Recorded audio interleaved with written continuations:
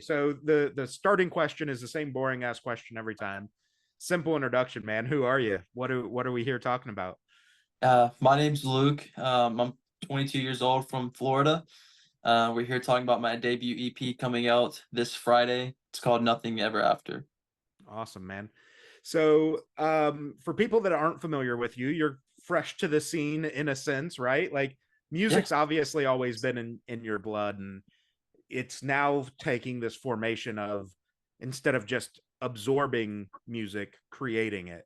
What's it been like making that transition for you where just instead of consuming product, it's now this creation process as a release? yeah, man. And I really think that honestly, where it comes from creatively is just it's having to me, music is therapy. Before I would listen to music, and when you listen to music, you feel different types of emotions, right? It's just Mm-hmm. because of the vibrations and the frequencies that it puts out. So that's why you listen to a sad song and you want to cry. You listen to a fun, happy song and it just makes you full of energy. Well, for me, I found myself on the sad side of music and just falling in love with all of that. So I think really where it came down to it is I stopped caring what other people thought or would think of what if I tried to do this. And so when I got to the point where it was kind of like a life or death situation, like I got to do this or I don't think I'm going to make it later down the line. Like I need to Yeah. have something to fill the void in my heart because nothing's working. And so I just did it, man. The story of how I started is kind of funny. I didn't have anything. I had no guidance. I just knew I wanted to do it so bad, and I did it. And I think when I finally did it, something sparked, and it definitely changed my life. Yeah. Yeah, and I think that's the thing, right? Like I'm a sad boy as well, right? I'm 38 years old, but the sad, pop punks and stuff like that has kind of always been in my blood. And I think, you know, the the story that connects a lot of us that tend to connect with the more emotional, the more emo type music is that we've all been there, right? We go through these lows and we find a song or an artist that is saying everything that we feel like we can't say. And Right. I think for you, I don't want to put words in your mouth, but I think that's something too, where like you obviously had that, but not specifically enough to your situation, which is where the creation process came for you on Right. like, hey, this is my personal story that I don't really see reflected everywhere. Yeah. Yeah. So for you, let's talk a little bit about the mental health journey leading into obviously the creation process. So like as you sit here today looking back, can you kind of pinpoint where your mental health journey really started and those that recognition of hey, maybe I'm not quite as okay as people think I am? Man, forgive me if I get a little emotional. Um, I personally, I mean, my entire life, I've always kind of had a side of me that I always felt different and stood out in a way. Mm-hmm. I was more on the sensitive side, which is crazy to me because I played high school football. I was a middle linebacker. Everybody knew me for hitting people. Yeah. So I mean, having that sensitive side of myself, and I do believe I get that from my dad. You know, and that's an okay thing. Like that's not a bad Yeah. thing, but I lost my grandmother in 2019 to cancer. So I feel like that moment um, kind of started something inside of me that, I blame myself in a sense because I didn't get to tell her goodbye. And Yeah. I made the selfish decision of not doing so. So, everybody loses somebody in their life. And if you have lost somebody in your life, you know how it feels to sit there and to look at somebody laying in a hospital bed lifeless when yesterday or the day before they were, they were there and Right. alive. So after that, I was a junior in high school, and my senior year, I graduated as a junior. So my junior year, I went downhill a lot, just kind of dealing with my family and my mom and my dad, and I was a degenerate, not gonna lie. So I was always getting in fights. My dad coached me high school football. He's been a college coach for, 25, 20 something years since I was born. And our relationship started going downhill. And we were getting after it on the field. I was getting kicked out of practice. I didn't give a crap. Yeah. I didn't care anymore. And so got to the point where I was like, I don't even know if I even want to do. I don't even know if I want to do this anymore. And so that's a shocking thing because I grew up as a college coach's son. I grew up in the locker room. I grew up on the sidelines. Like, it's always been a dream of mine to play college football. But I got to the point where I just didn't care about anything anymore. And my last football game, 9 minutes left in the fourth quarter, I hit a kid helmet to helmet. I went out, unresponsive, unconscious. My body went completely like limp, paralyzed for a second there, and I had a traumatic brain injury. So from the things that I've heard from that night is everybody thought I was dead right there. It's one of those situations where you get hit the wrong way and it messes up your back or your spine, your neck or anything. That's just it's a freak accident. So I ended up suffering from a traumatic brain injury that night, and unfortunately, because of that, the doctors told me I'd never be able to play football again. And as a junior, senior in high school, that's no kid wants to have that, especially Right. with how you've lived your life and how it's been a part of you for so long. So kind of after that, man, I was so defiant. I treated my family and my parents like crap. Um, I didn't care anymore. I got to the point where I started hanging out with the wrong people. I had nothing, man. I had nothing to Yeah. lose. I lost football. I lost my grandmother. I was so selfish to the point where I just said, forget my family. Like, I'm pissed at the world, pissed off at the world, and that's not fair. But as somebody who's immature in the mind and thinks they know everything in life, at such a young age, it's kind of inevitable for that to happen. So Right. um, I just started hanging out with the wrong crowd. Started smoking a lot of weed, drinking a lot. Ended up moving out of my mom's house. Kind of said, "Deuces, I can do this. Watch me do it on my own." And I mean, I did for a little for a little bit, Right. but I did for a little bit. I thought I was big balling. You know, I just got into some really bad stuff, and for the sake my mom ever sees this, I don't want to go into details about that because Yeah, no worries. there's some things um to be said and not to be said, but I got into some really bad stuff, and it changed me as a person, and I felt myself falling into a cloud of smoke, I would say, because I felt like I couldn't breathe. And I used all of these things. I used smoking and drinking and the other things that I was doing as a coping method because I was tired of feeling numb. Well, that obviously made me feel something, right? Right. So the more I leaned into that, COVID hit. You think I cared about COVID? You think I was worried about COVID? No, man. I was going to parties. I was going out every night, every weekend.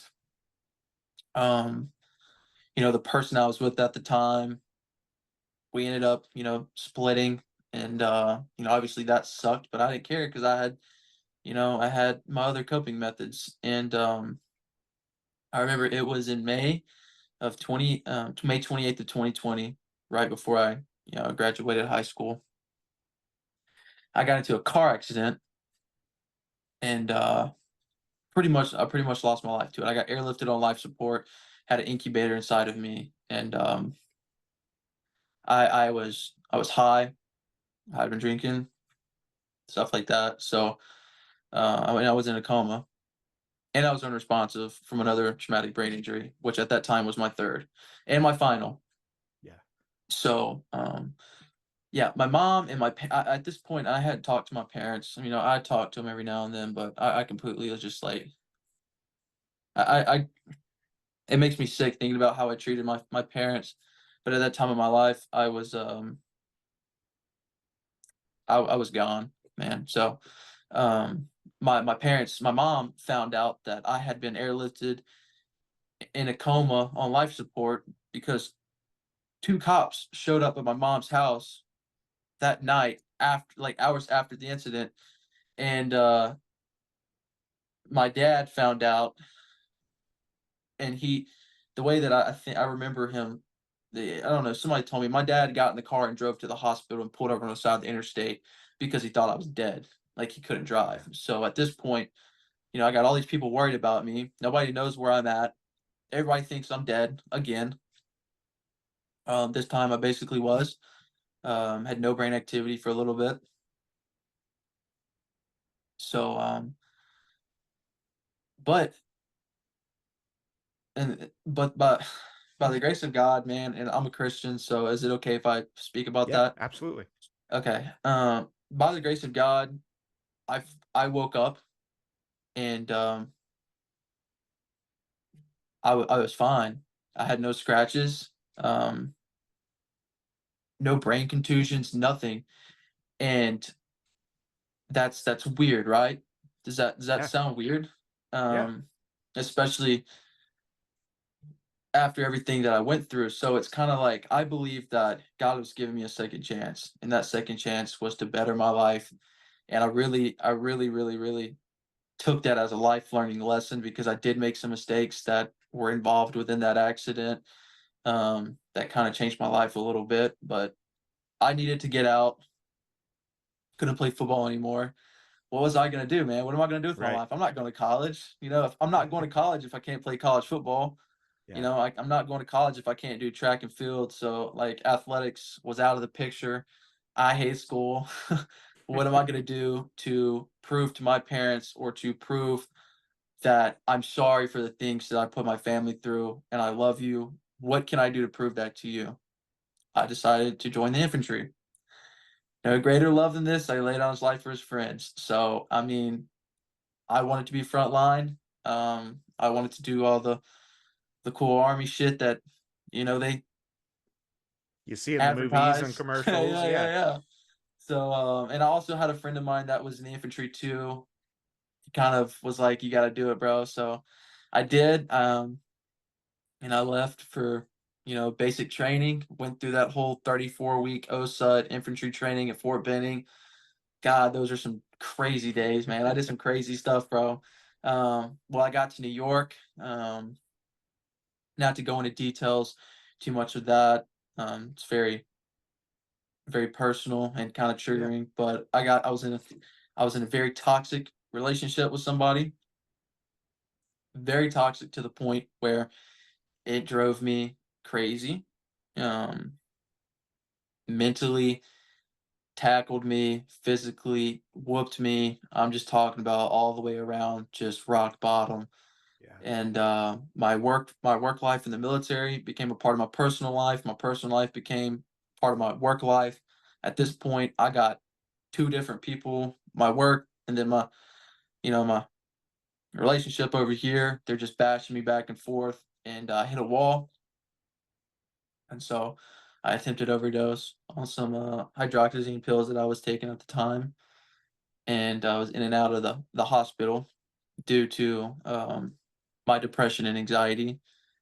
So I dealt with that in the military so hard because I got to the point where I was legitimately with the toxic leadership that I had people telling me I should kill myself in the army. People that I worked with, people that I served with, not giving an absolute fuck about me, man.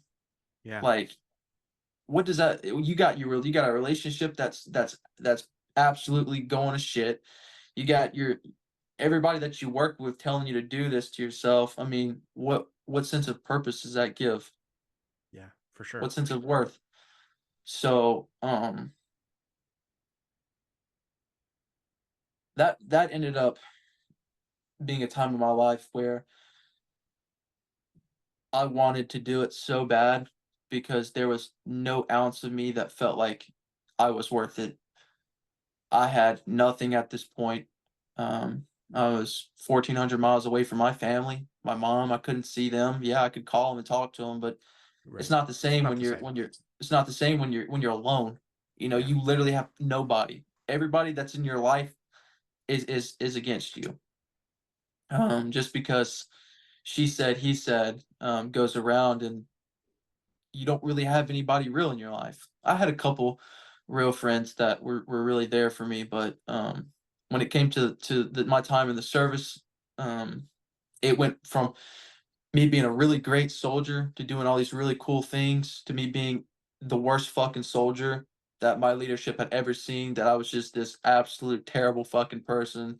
So it went from, Luke, you're a really good soldier, like you're awesome, too. We're gonna bully the shit out of you, and we're gonna haze you, and we're gonna drive you into the dirt, Yeah. like you are. So they really pushed me through the dirt, and it's crazy because through all of this, I've always had music part of my life, um, and it's always fulfilled me in some ways, but Hmm. I've never had the guts to just do it. Like I've played guitar and piano my entire life. I'm self-taught. I can do it by ear, but when it came to singing, I was so scared, man. I can't even sing in front Yeah. of my mom. I can't do it right now. But it's just like one day I got home from work and I was done. I was over it. Had an anxiety attack. I was done. I was about to do it. Um, and I was on TikTok. And it's crazy. TikTok, man, social media.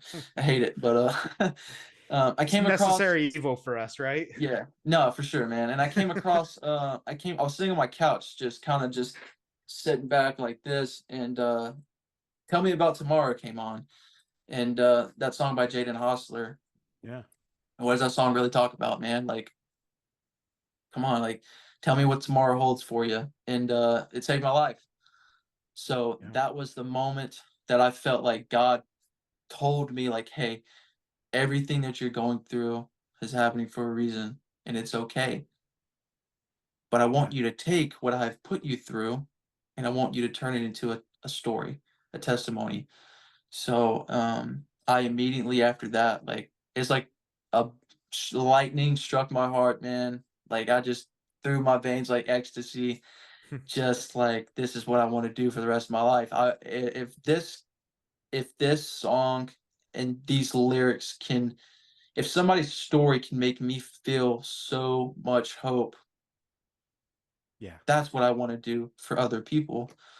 So from that moment on, man, I had no car, had no money, I had no direction, absolutely nothing, dude. I scrapped up pennies, man. I rented a car from Enterprise. I drove an hour to freaking Syracuse, New York. Spent every I was living off Vienna sausages, man. I spent everything I had in recording my first song, "Anxiety," which I wrote 5 minutes after I saw that, heard that song. And from that moment, that's when my music career started. Yeah. Yeah, and I mean, that's an incredible story, Luke. And I think, there's several things I want to touch on. You know, I'm a attempt survivor myself, so I can definitely relate to you there. Um, I've had the near death experience outside of the attempt as well. And I think the first thing I want to touch on for people, is that the football story that you tell about, the helmet to helmet collision, because you made the comment that it's a freak accident. I don't think people understand just how freak accident that stuff really is. I mean, the example that came to mind when you said it was Damar Hamlin this last year. Yep. Just that hit was at just the right split second to stop his heart.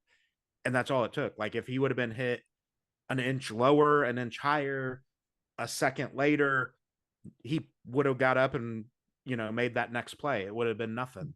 But to your point, everything kind of happens for a reason. Talk a little bit about, especially at that young of an age, being still a junior in high school and being told, hey, you've now had a concussion, you've had traumatic brain injury. What does that do to your psyche as you're, even before you're told, like, you're not going to play football anymore? Just knowing that you've injured your Yeah. brain. So when I was in 8th grade, that was my first time getting airlifted due to a football accident. During practice, I was an 8th grader starting varsity in a little tiny school with Yeah. like a graduating class of 20 people, man. Like we were 11, man, but Yeah. we were a tiny Mississippi associated school, very small, private. And as an 8th grader starting varsity, I didn't, I didn't let nobody beat on me. So Yeah. if I was gonna hit you, I'm gonna hit you with literally everything I have. I don't care if it knocks me out or not. I'm here to prove a point, kind of deal. So, Right. and everybody knew that about me. So, in 8th grade, same thing happened. I hit a kid going straight into the hole, and I got airlifted to freaking Jackson, Mississippi. Crazy concussion there. But from that moment till my second, which was my last game, I had concussions every now and then, man. I was getting knocked around, beat up. I really got my shit rocked a couple times. And mainly it's because I like to lead with my head, and that's my fault. But I kind of use this as a weapon rather than Right. It's a face up. battering ram, right? Yeah, Battering ram. exactly. Exactly. No kidding. And I don't care who you are. I don't care if you got the ball. I don't care if you're like on the sideline. Right. As soon as my eyes lock on with you, I was going to hit you. I don't care about the ball. I don't care about the ball. I just want to hit something. And I feel like that had a lot to do with some like anger that I had built up as well. Yeah. Because like during that time of my life, football was my coping method. Football was what I used to overcome the things that I struggled with. Football was a part of me, and football allowed me to take my anger out on a lot of people. Right. So um, it was knowing that you grow up and you have dreams of playing, and it's literally in your blood. It's your destiny, and believing that because your dad did it, your grandpa Yeah. did it, your brother's doing it. Having that taken away from you is just like rip my heart out.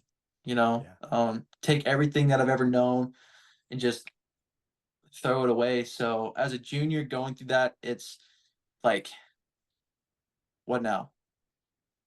Um, what now? And man, that night I had so many people there for me. It was crazy. Everybody, and I it's unexplainable the amount of love and support I had after that game because it really showed me that I was loved and cared for. Right. And for some reason, after my accident, I saw right past it. Um, because obviously I was selfish. So after that accident, when it comes to that concussion, mentally, to this day, I believe a lot of my mental health has to do with the amount of concussions that I've had. Hmm. Now, it's not proven, but I mean, you can't sit here and tell me that there's no chemical imbalance that I went Right. through because of the amount of head injuries I've had. So Yeah. Yeah. See, and I think that's one of those things. I know there's a ton of CTE research going on, and it is slowly starting to make some connections to mental health as well. But I think you're right. Like, even if they say, hey, we can't strictly define how it affects you, there's no denying that the swelling in your brain after taking a hit like that doesn't change how your brain reacts to certain things, and potential scar tissue, things like that from those injuries. Um, you mentioned too the car accident. So I was lifelined with COVID 3 years ago. So same wow. thing, I can't explain any of it, in the sense that, long story, very, very short. Basically, I woke up short of breath one day. I had been sick, but I thought it was just like a flu or whatever, you know. Woke up short of breath, had a buddy come check on me with a one of the finger pulse oximeter Yeah. things, and it was reading 47%. Oh And my we're like, gosh. yeah, we were like, that's probably not a great thing, man. Like, let's get you to the hospital. So I'm awake, alert, talking to him the whole time, and we pull up to the ER doors, and that reader said 5%. So I got out of his car. I walked in under my own power at 5% oxygen in my blood, and checked myself into the hospital. Um, Shortly thereafter, after they set me down in the wheelchair and pushed me back to the ER, I was out. I don't remember anything for about 18 days after that. I was in a medically induced coma. I had ECMO. I had a ventilator. I was on a trach, the whole 9 yards, right? Yeah. And you know, I don't. I've done a lot of research about it because I can't explain a lot of the things I feel like I experienced during that time, and I'm sure you're the Yeah. same. Like in that coma, you're kind of aware, but you're not aware, and you're not sure No, what not was at all. real and what is, you know. And so, like, I've done a lot of research on that, and a lot of it has to do, obviously, they say with some of the drugs that they put you on for painkillers and stuff, like that messes with it all.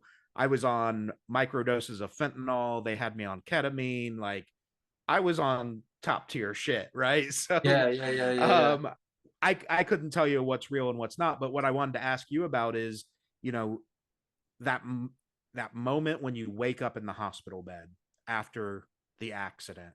Talk a little bit about that, because I know for me, it was disorienting to some extent. I knew I had went into a hospital, but like again, I had lost 18 days, but that that wake up was like, what's going on? Like, why am I still here? If all this was so wrong, how did I get through this? Yeah, it's funny now because at the time, I had no idea what was going on.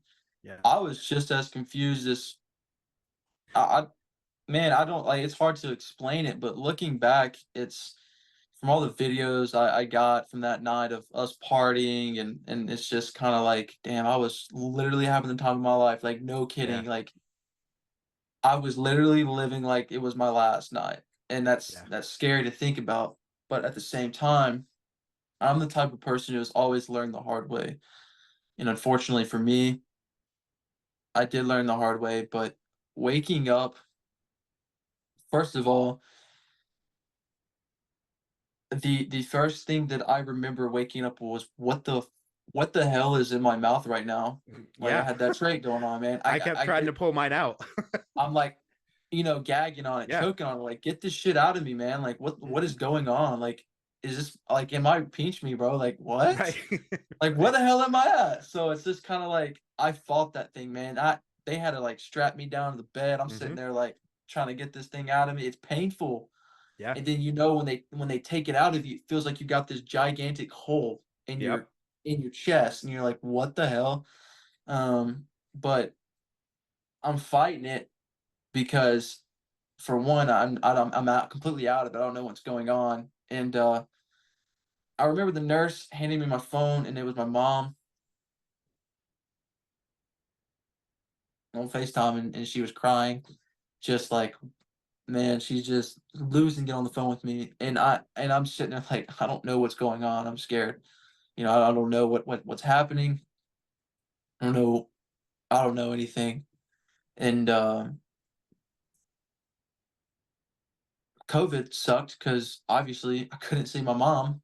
Mm-hmm. She couldn't come to the hospital, so I'm in the hospital by myself, and I got doctors running everywhere. Like, it's gonna be okay. It's gonna be. I'm like, what the fuck is going on? Where am I at? Like, I Yeah, don't even know where I'm at. yep. Like, one minute it was black, and now I'm just like in this, like, going on crazy. But I do remember one thing, and it blows my mind to think about, and for someone who has a hard time believing in the existence of God and faith, I think this is something to prove. But I was in so my last day in the hospital, I got put in the hospital with this veteran, this infantry vet who had he got blown up, man. He was pretty rough.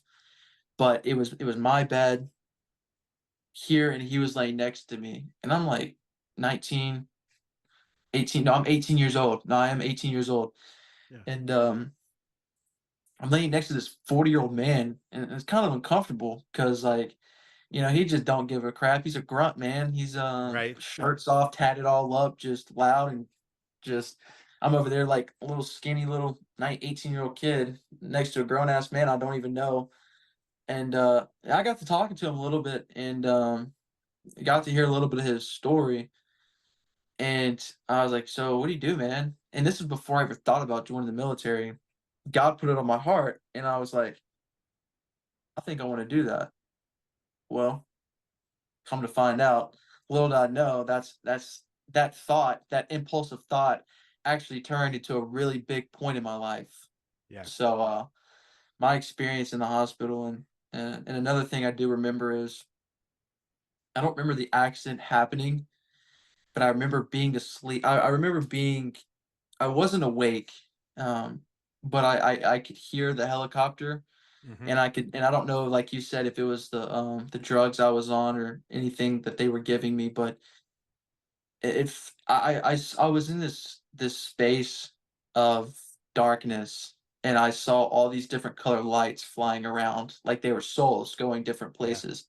That's how I see it. That's how I imagine it. But it was scary as shit. And then I woke up like a couple days later. So Yeah. Yeah, man, it's nuts. There's a really cool, I think it's still on Netflix. It's this little mini series called Surviving Death. So while I was in the hospital, I had a nurse one night that asked me if I had seen it, and I was like, no, and she's like, look, you've got your laptop, like, you should watch this because it's all about near death experiences and what people have seen and all this. And the very first episode is talking about a near death experience and like not necessarily going to heaven or whatever people believe in after that, but like yeah, kind of like what you're saying, the feeling that there's other people here around me, but I'm not in my body right now, like. And that was something that I experienced too, was like, you know this weird spot of like, I was aware of things happening. Like you said, I could hear yeah, stuff. yeah, yeah. Or I think I could hear stuff. I don't know if it was real or not, but I thought that I could hear stuff. I thought I could hear people talking. And like for mine, it was just some of the most vibrant colors I've ever seen. You know what I mean? Like it was it was total darkness until I, in my mind, was opening my eyes and looking around, and it was like just these super bright, vibrant, like yellows and pinks and purples and blues and all sorts of shit.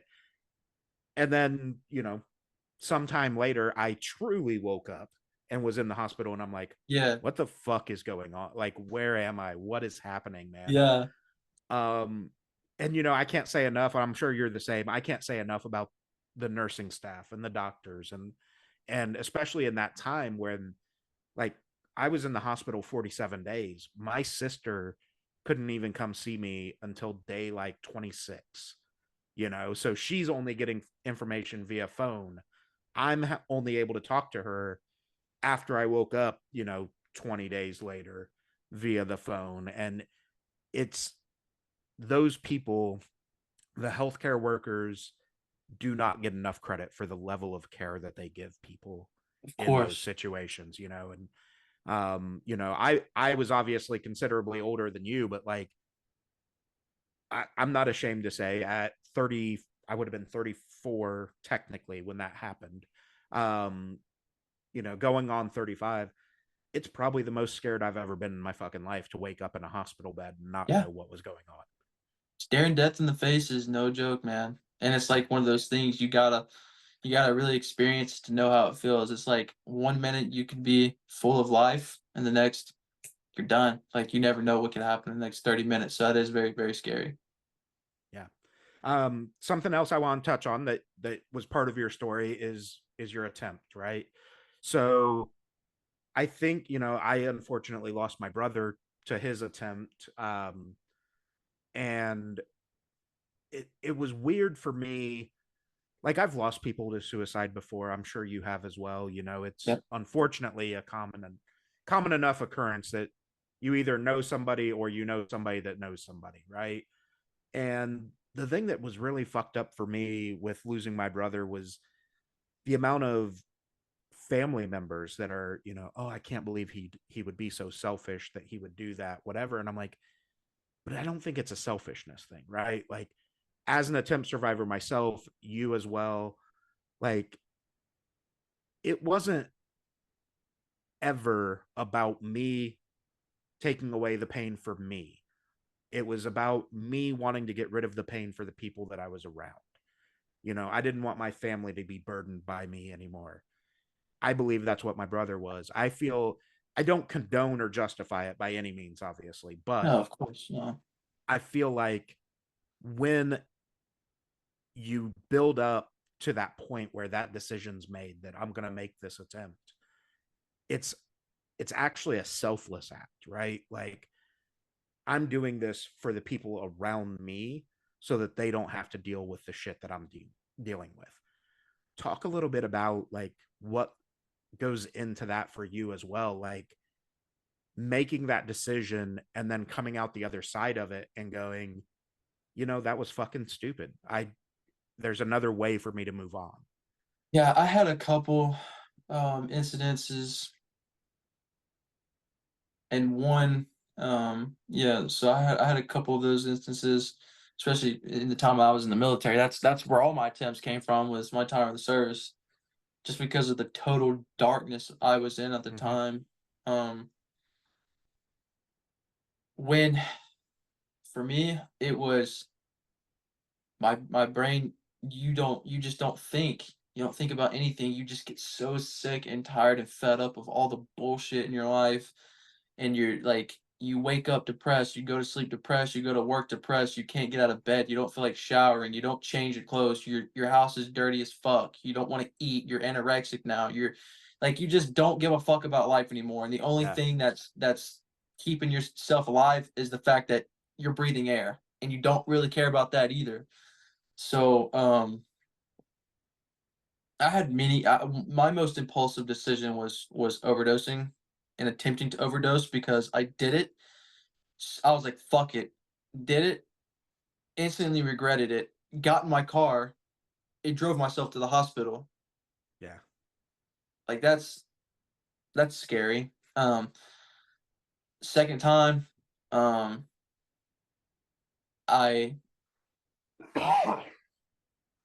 second time I tried to do it, I called the cops on myself. Like, I'm about to do this. If somebody doesn't come fucking get me, nobody's gonna hear from me anymore. And so they showed up to my house. Military police did. Took me off post to the hospital and locked me up in a fucking psych. They didn't want to fucking be there, but I didn't take advantage of what they offered me while I was in. I was like, Mm-hmm. "Fuck, did I do this for? Like, what the fuck am I doing here?" Um, Third time that I tried to do it, um, tried to overdose again. I didn't have anything, man. I didn't fucking have anything to do it with. I'm not gonna sit there and make a mess. If I was gonna do it, I just wanted to just, I wanted to just go to sleep and not wake Yep. up. Um, I never cut myself. I never got into any of that. I wanted to go to sleep and never wake up. So I was this is my third time. This is right before Christmas of 2021, and I called my who did I call? I called somebody, because I admitted myself into the hospital, because at this point I was so scared for my own life. I was so scared that I wanted, if I didn't do that, if I didn't get the help that I needed, I was gonna be donezo. Um, Yeah. so I admitted myself, and I stayed in there until I felt like I was okay to come out. And in there, I took advantage of everything that they offered me. And it's crazy too, because when I got out, I had to sit down with my commander, and he was like, "Hey, man, like, you're going through a lot, bro. Like, you need to be home with your family." Like, duh. They Right. tried to tell me I couldn't go home for Christmas and be with my family because I'm going through all this shit. Like, you think I want to fucking be here? Like, let Right. me go be with my family. So it took me going through all that just for them to be like, "Yeah, man, you probably need to go see your family." Yeah, no fucking shit.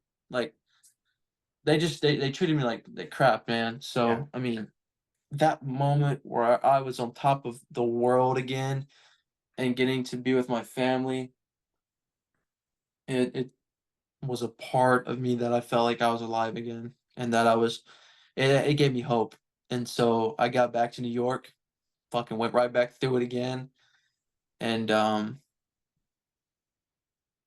you know, tried again. I kept trying, but every time I did, I failed. So I think it got to the point where I realized, like, maybe somebody's got to be telling me something. Who is Right. telling me something? And for me, it got to the point where I was like, God, what are you trying to tell me? Like, why am I here? What is my purpose? Why do you keep putting me through all of these things? I keep praying for change, but in all honesty, the whole time I should have been praying for him to change me so that I could handle the situations he was putting me through.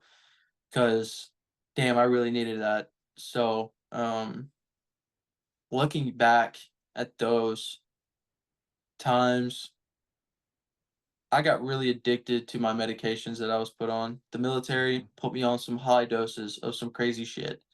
So one of my favorite was hydroxyzine. I was on a really, really high dose of hydroxyzine, and I would take like 4 or 5 at a time, and I would go to sleep for hours and hours, and I'm talking about like dead, but Right. alive, Yeah. like knocked me out cold. And I got addicted to that because I was an insomniac. I never slept. I couldn't sleep. So I'd have my freaking NCOs banging on my door in the middle of the day, like, why isn't this dude showing up to work? Like, where's he at? And I'm just sitting there, Right. just conked out in my freaking bed, and my OCP is just sleeping. And I liked it. I liked the feeling of being like, I like that high feeling. And I got into some other stuff as well. Some friends of some friends passed along some of their medications, and I got hooked on those. And one thing led to another. I started mixing them, and they started making me feel like I was on top of the world, and I like that shit. So I ended up getting put in a substance class, um, substance abuse class, because my CEO found out, and I took anger management classes, stress classes, and got put through all these different programs. But looking back, I'm glad I went through it because I got it tatted on my arm, but it says I'm thankful for my struggles because without it, I wouldn't have found my strength. And I think that's really important to look back on because you really don't know how strong you are. It's hard to live this life. It's hard to do Yeah. this life because life is not made to be easy. And you don't understand how much strength you have just by waking up in the morning and say, "Hey, I'm gonna get out of this bed and I'm gonna go brush my teeth. I'm gonna go to work." Yeah. And you have no idea how much strength you have when you just wake up and say, "Hey, I'm not feeling it today, but I'm just gonna lay here." You're doing something. You're not giving up. Right. Um, But again, I do believe, like you said, man, it's a mental disorder. It's not something to take lightly. And, you know, do I believe it's a selfish thing? At the time, no. And still I don't, because I know after going through it what it feels like. But at the same time, in those moments, it doesn't feel like you have anybody. It doesn't feel like you have Right. anything. But in reality, you do. You know, if you don't have anybody, you have yourself. And that's a lot because that's something, that's someone, you are somebody. Um, and for me, I look back and I'm like, I did have people, even when they weren't there. I had my mom, I had my brothers, my dad, like, and I look back at like what would I have been? Who would have people knew me for? Right. Just the Which kid that which kid that version killed of me do they himself. remember? Yeah. Yeah. Yeah. Exactly. Which version? like, and it got to the point where I want to, if I'm gonna live this life and if I'm gonna go through all the suck and all the hell, my end goal is just to be known for somebody that made it, Right. you know, especially when it comes to mental health. Because I got PTSD, I got BPD, I'm bipolar too, man. I got it all. So it's just like, if I can do it, you can too. And I want to be that inspiration the same way that somebody else was for me. Yeah. And using that when it comes to music is such a powerful thing, because holy shit, you didn't like people don't understand how powerful music is. You can go, I can go so deeply into all the scientific facts, all the vibrations and frequencies. I've done my research on that, man, Yeah. because like I want to know. And it's all around the energy it brings. It just, man, people take that shit for granted. Nobody, like, people really understand it, but some people just like, oh, this is a sick beat, bro. Like, let's go to the club. Yeah. Well, and not all artists are doing it necessarily Yeah, intentionally. no, They're for just doing sure. what feels Yeah. good. But there really is a lot of science to it. And like if you go down that rabbit hole on YouTube, which I do recommend, I will. everybody go I down will. that rabbit hole because you're going to find videos where literally like I have friends that they don't fuck with EDM music at all. And I'm like, but I do, whether it's got words or not. And they're like, but why? Like if there's no words, what's the point in the song? And I'm like you were just saying, the frequencies and the vibrations convey the emotion. If you can connect with your music on that level to where you let a beat affect how your mind is cooperating at that moment, like it unlocks so much potential because now you go on again like YouTube and I need, you know, good vibrations for whatever, right? There's videos out there of like Tibetan monks. There's a reason that they don't sing words, and it's just these audible Yeah. variations to the vibration. It's because all of that affects your body. It affects your energy. I'm a very, very spiritual person as far as that side of stuff, right? Yeah, Like yeah, for sure, for sure. I wouldn't consider myself religious necessarily, but very spiritual, and like there's way more shit out there than any of us can comprehend. Yep. And I think it's all about the vibes that you get from people. That's a real fucking thing. Yeah, people no, yeah. people vibrate at different frequencies, and if Read the you room, feel man. bad about it, yeah, if you feel bad about that person, there's a fucking reason you feel bad about that person. Like, cut the ties, move on. Yeah. um I want to talk about the EP Nothing Ever After, man, because I think this whole conversation leading up to this point obviously is the driving force behind this EP and getting this next step of emotion out for you. Talk a little bit about, you've experienced all of this life at such a young age too. Like there are people that are in their 70s that haven't went through what you've went through. Talk about, taking all of that shit and being able to put it into these, 5, 6 songs and saying, this is life. Yeah. So, it kind of goes back to when I first started. Like, when I found music, really found me. I always had it a part of my life, but when I really needed it, it came to me. Right. Like, I didn't just find it, you know. And I do feel like that's a God thing too. In a spiritual moment like that, he knew what I needed at the right time, and that was him through music. And then the message of that song was hope. Tell me about tomorrow. So from that, when I say I dove headfirst, man, that was my coping method. That was my therapy. Writing lyrics was my therapy. Writing songs and getting this shit off my chest, that was my therapy. So, whether my music is really dark sometimes, or when it comes to me writing songs, it's still therapy to me. Yeah. So it's not like, oh, like let's have a writing session and let's make a really cool song. Like, no. To me, my music is deeper because it's all real and it's all vulnerable and it's all transparent because whatever's up here comes out because that helps me too. Yeah. And so the EP Nothing Ever After, it's about a story about a boy who's giving up or someone who's giving up. Yeah. Personally, it's about myself and the things that I went through after I got out of the army. I moved down here to Florida in 2020. My mom was like 2023. I forgot we're in 2024. Wow, that's crazy. Yeah. Um, 2023 of February, and I had just turned 21. I went to San Diego to meet up with one of my best friends, Nathan Doherty. We made some music out there. Had a really great time, and I was so high up here, just high in life, high in music. I was doing some cool shit, and I made the decision to move down here to Florida to be, closer to my girlfriend right now, and didn't really know that my military background was gonna hit me as hard as it did. It's hard to explain.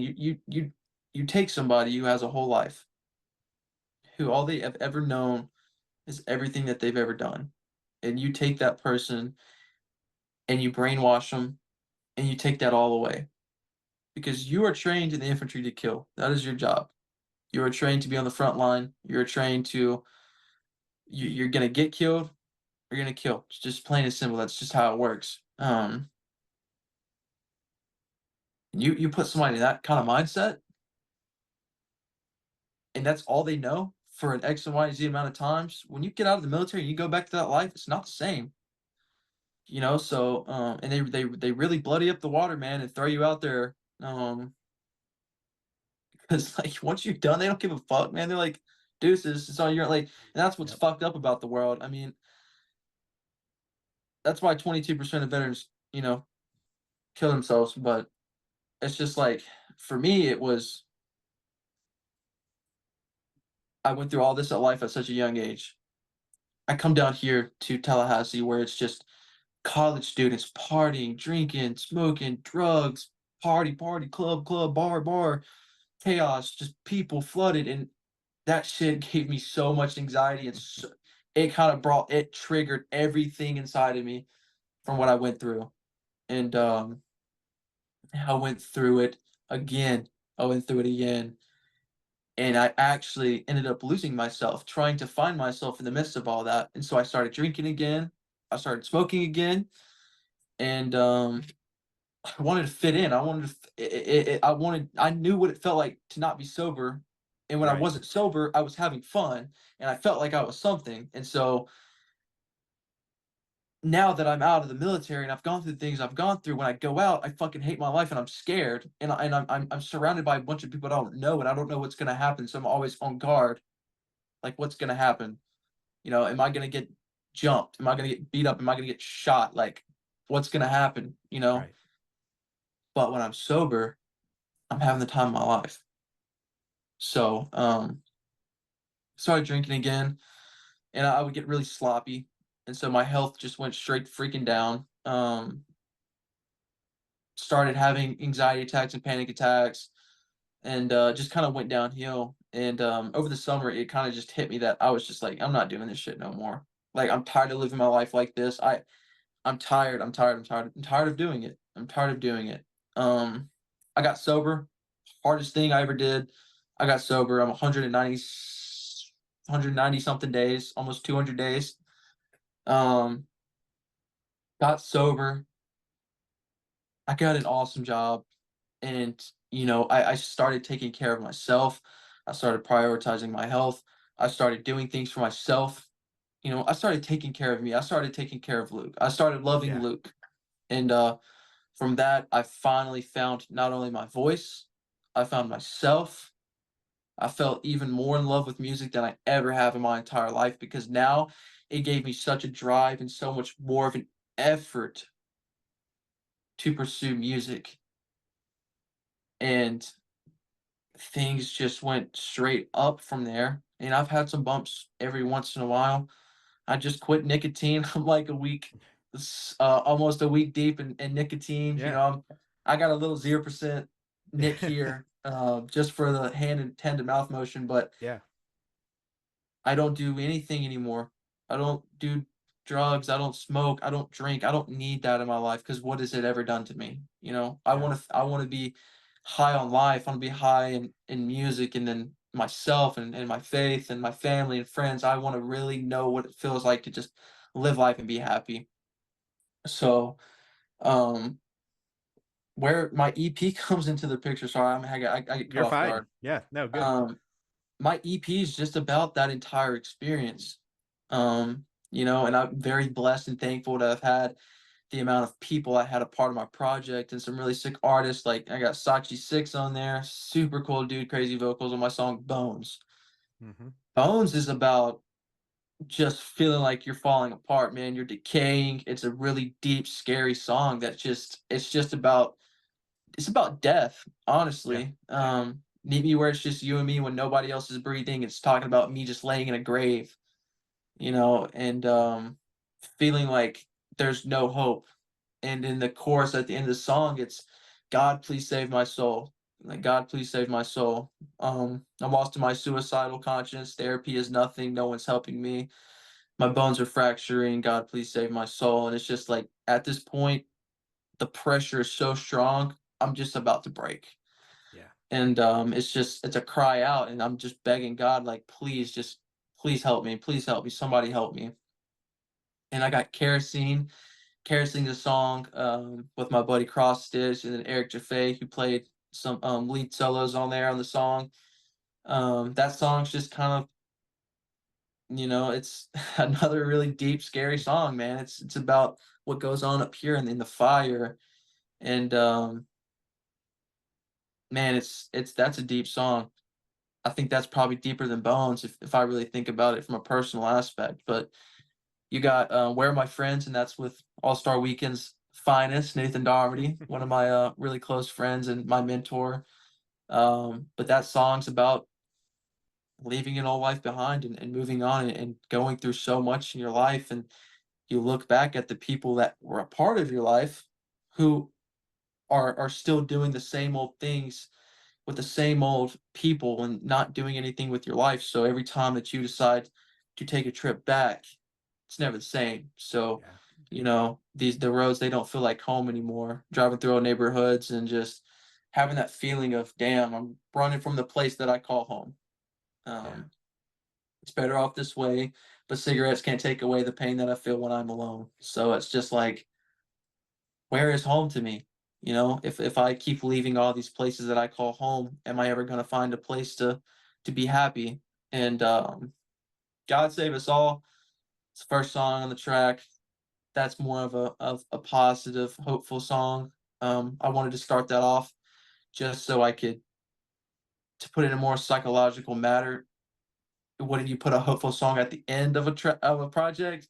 But no, I wanted to switch it up because I wanted to prove that you can be so high up here in the world, and then you Yeah. can be right at rock bottom. And Yeah. I decided to end the EP off with a deeper song because that's not where my story ends.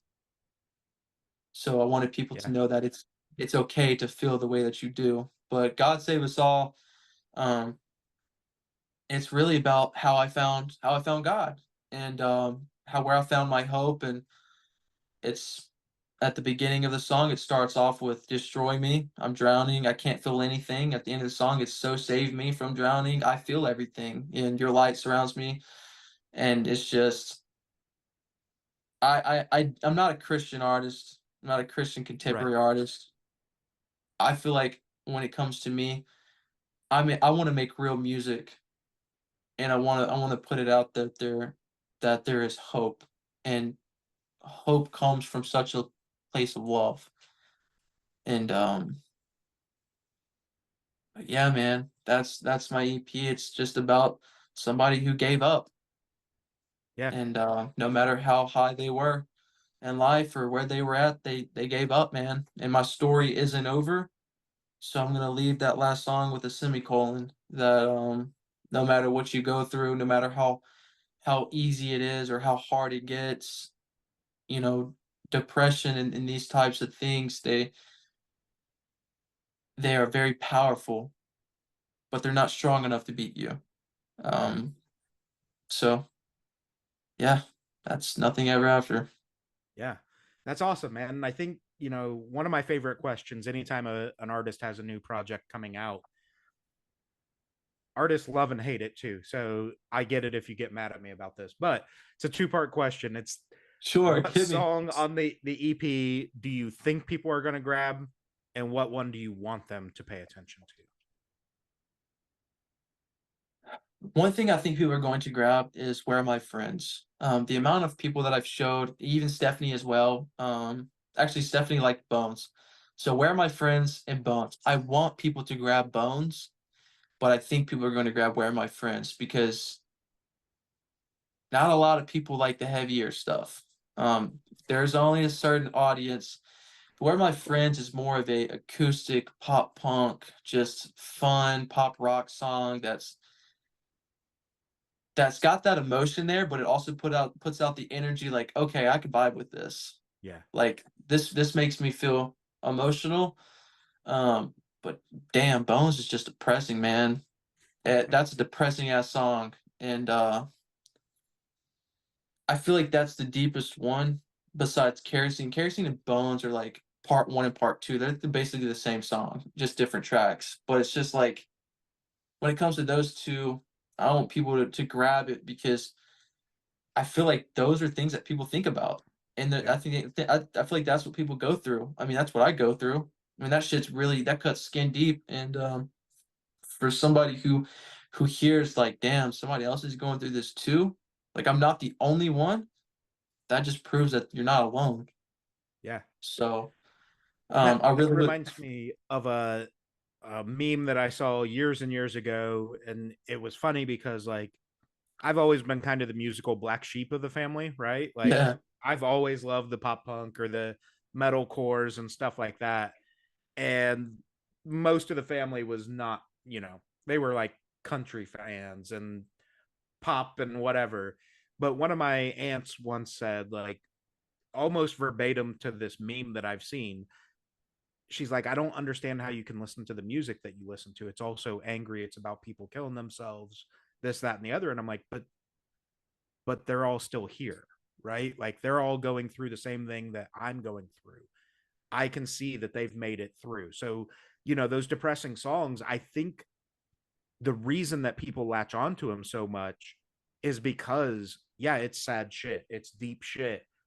But if Luke can get through it, I'm gonna fucking try to get through it because somebody else made it. So now I have a reason to keep moving forward. So like, there's not, I'm sure there's not many songs out there that get released after an artist's death that's about their death, right? Like the reason these depressing songs exist is because they've survived the situation they were in. yeah, Yeah. So I'm a big fan. I think for me, because I did get to check it out already, I think Bones is definitely up there.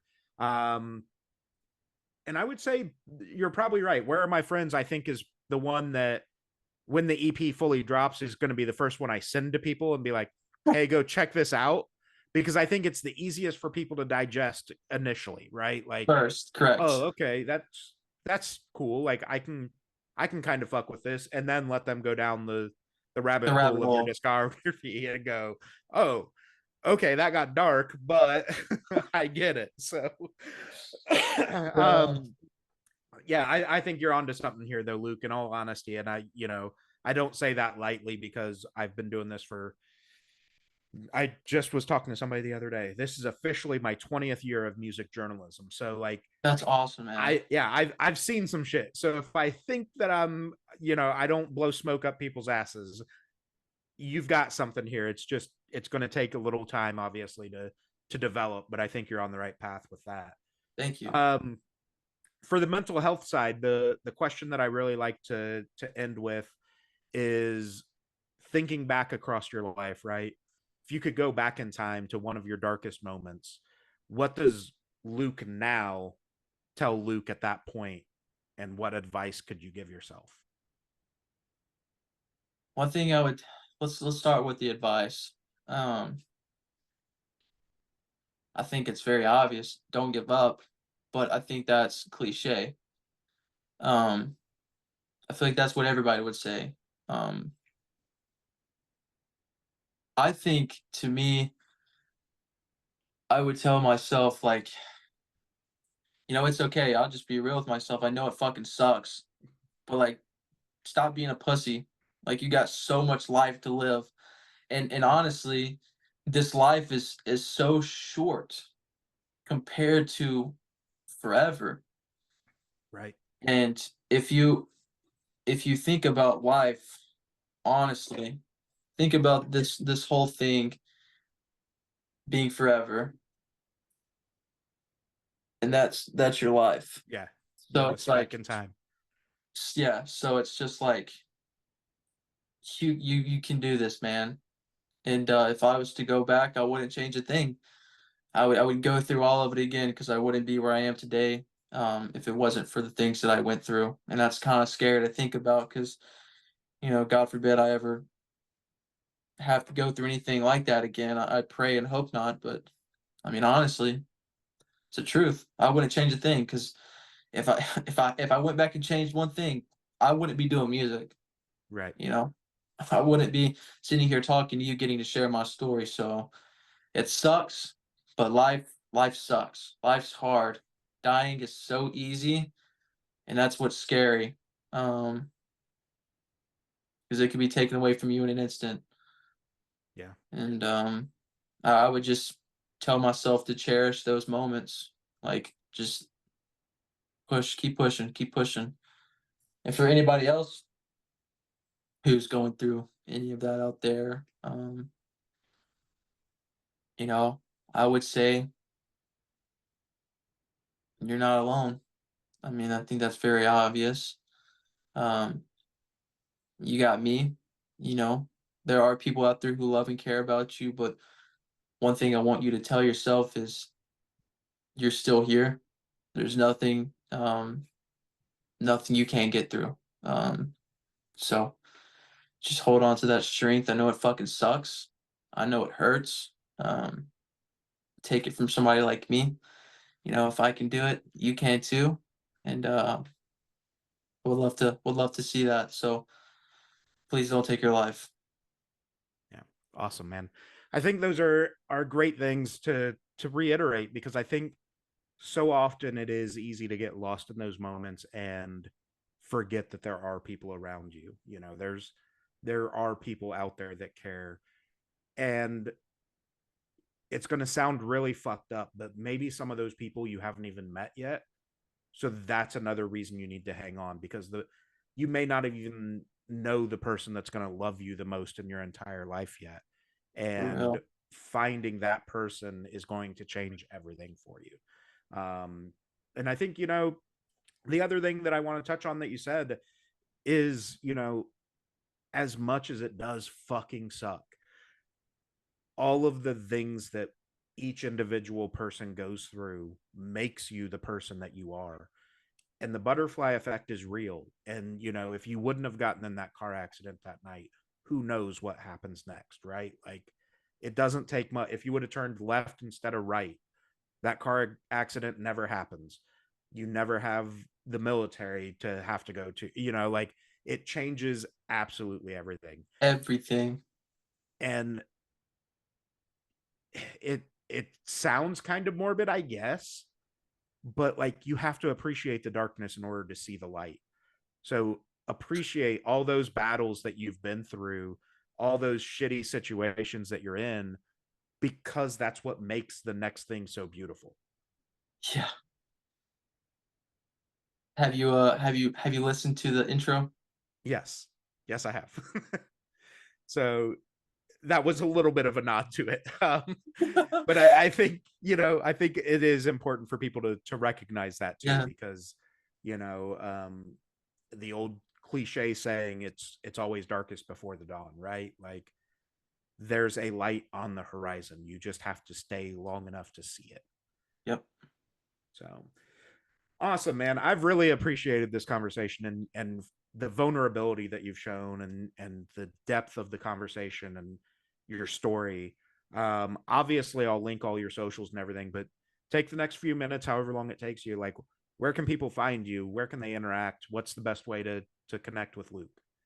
I'm just gonna sum it up because my social medias are really hard to explain. They're all the same name, but they are Luke Middleton, but instead of a U, it is a V because somebody else in the world decided to take Luke Middleton as a username and we can't use it the same. So apparently I switched it. But if you're out there and you want to get to know a little bit more about myself, you can check out my website. It's lukemiddletonmusic.com. It's got all my social medias. It's got my merch website. It's got my bio. It's got my social medias. That's kind of where everything's at if you want to find me. And yeah. Awesome, man. I'm stoked for you. Like I said, I really believe in this project that you're working on. And I think that there's kind of this refreshing depth, right? Like, it's easy for people to write the surface level songs and be on the radio and do whatever. But to write something that is so personal, but also in such a relatable way where other people can look at this and see pieces of themselves within the body of work is something special. And I really think that that's where you're landing right now, is creating this body of work, this piece of art that is going to um, cause those emotions to stir within people, and Right. maybe allow them to reflect on their life a little bit and see some of that. But I think more importantly, hopefully, it instills that little bit of hope, that spark for people to go, okay, I can take that next step. It's just one more step. So yeah, man, I'm stoked for you. We're definitely going to stay in touch. We'll, have Thank more of you. these conversations and things like that. But, I think you're killing it, and hopefully people gravitate to this, and it's nothing but up from here. Yes, thank you so much. Yeah, absolutely, Luke. I appreciate your time. I'll keep you posted. Normally this wouldn't go live this quick, but I think because the EP comes out on Friday, I'm gonna get this one edited, and this will Thank go up you. Friday to match with the EP. So Cool, man. cool, awesome, Luke. I appreciate it so much. Thank you for this opportunity. Thank you, man. I appreciate it. Yeah, absolutely. We'll All talk right. soon. Yes, sir. All Peace, right. man.